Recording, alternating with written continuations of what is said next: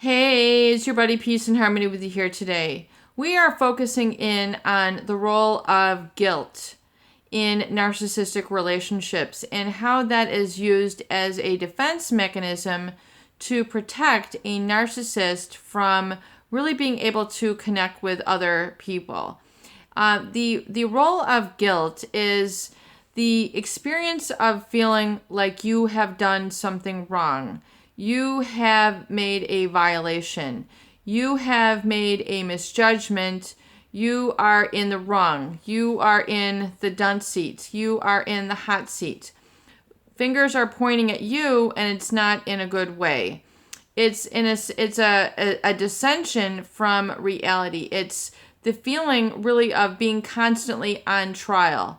In other words, having to prove, explain, and justify yourself for even being, for even having an existence, for having a voice, for feeling the way that you do, for being the way that you want to be, for having a certain style, a certain pace, a certain viewpoint, a certain perspective, a certain career path, a certain interest. It is really the opposite of feeling embraced. It's feeling kind of like pushed away and have your hair pull at the same time. It's like as if someone had just kicked you and then, yanked your shirt. Like, get away, come here. It's a very confusing state. It really creates a lot of cognitive dissonance, meaning it's very difficult to process these two simultaneous and conflicting emotions at the same time.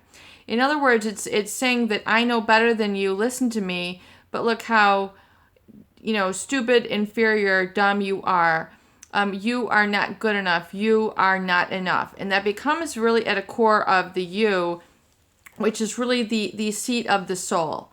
And really on a spiritual level, a lot of religions I know will say that they will inflict a lot of guilt to following or pursuing the religious path or the text of the religion. And there's a lot that goes on regarding this. We're not talking about religious guilt. We're talking about guilt as a defense mechanism used in relationships to control, condemn, and persecute others into subservience, into basically voiceless followers. Sort of a blind faith, if you will. And you can have blind faith in a positive way, meaning, that it is there, in following your dreams. I have a faith that this is going to work out. I can't see the results yet, but I know I can do it. I have conviction in myself. I know that this is meant to be. I feel it in my gut. I feel it in my solar plexus. I feel this part of me. That can be a blind faith, but it can be turned around on the negative, where someone it's a blind destitution, where this person is basically saying you are not good enough, you are destitute emotionally, you are asphyxiated emotionally, you are stunted, you don't have what it takes on your own as an independent person.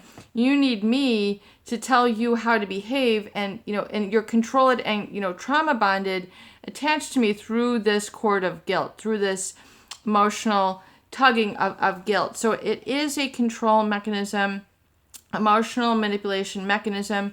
It creates a conflict consciousness where someone is always feeling at conflict, at odds, disparity, feeling like they are not validated, they are not heard, they're not listened to, because guilt is a one-way trip. There's oftentimes not a destination, of any oftentimes of any conscious awareness. It is just a vehicle for trying to impact somebody, and oftentimes in a negative way, and it's really meant to get attention, but negative tension onto the giver of this. So the guilt oftentimes can be a somewhat of a in moderation can be a positive, but really is not a good teaching mechanism to get. For example, if someone is very, very obese, overweight, and they're not exercising, and just to give them a guilt trip, you're so fat you're going to end up in the hospital, what's wrong with you, who taught you to do this, you're feeling guilty, versus a more positive direction to that. and really kind of, having a more lighter discussion on that, where it's embracing that person and where they're coming from if you're trying to instill a certain behavior. So usually the end point of guilt is to instill a behavior. It's meant to say, this is what I need. It's kind of like it's coming from a very limbic part, child part, id part of the brain, of the personality construct of where it's coming from.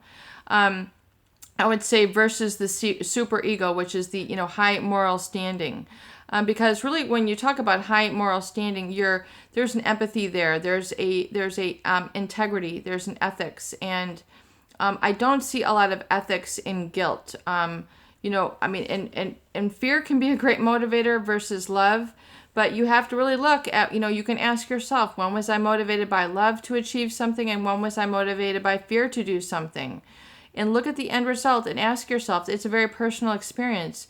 You can also ask, how is I motivated by guilt to do something, and how is I motivated by empathy and acceptance? And how did that work for me? So I think it's very different and unique within each person, and you can relay your comments here and experiences. But if you have, been dished up an inordinate amount of guilt, and it's progresses and gets worse and more rigid over time, then you have to look at this perhaps as an emotional manipulation mechanism to get you to pay attention to the giver of that emotion. And oftentimes it's asking for healness. Oftentimes it's asking for healing and forgiveness, but yet they're wanting to be on the same page. So I think the intent sometimes can be of wanting attention, but not knowing oftentimes how to ask it in the right ways. But oftentimes it is a very controlling mechanism, and it's not a very good tool to use to manipulate, control, and connect with other people. If anything, they're going to go the other direction, and you're going to alienate and isolate them. They're not going to want to be at the receiving end of that, because the leverage is on them, and it's basically communicating, you have no leverage over yourself. You have no power over yourself. You are powerless around me. I think that is the message oftentimes, and that is not very highly functional. That is a dysfunctional energy to be in, and it causes a lot of action and reaction. And you don't want to feed into that fuel. You want to just go no contact and cease with that sort of discussion, and cease with that sort of type of discussion, because really it just ends up in people getting hurt, wounded. It's not productive. It just creates a deeper rut. It just creates a deeper hole, and really sort of more feeling stuck, more feeling, less wiggle room, less perspective, less open expression, and it becomes very dark if we want to put, a sort of feeling or, a holy, sort of guiding light to it. So you can't be guided in guilt. I think oftentimes it is a personal journey. And so if you felt that release, that guilt that was put on you, because oftentimes it was coming from a source that was vindictive, and creating sort of an anxiety, or a condemnation on you, where they were really looking for attention, validation, and really in sort of a very extreme manner. Peace and harmony with you here today. I hope these videos do help. Please share and please subscribe for more great tools, videos, discussion, and support.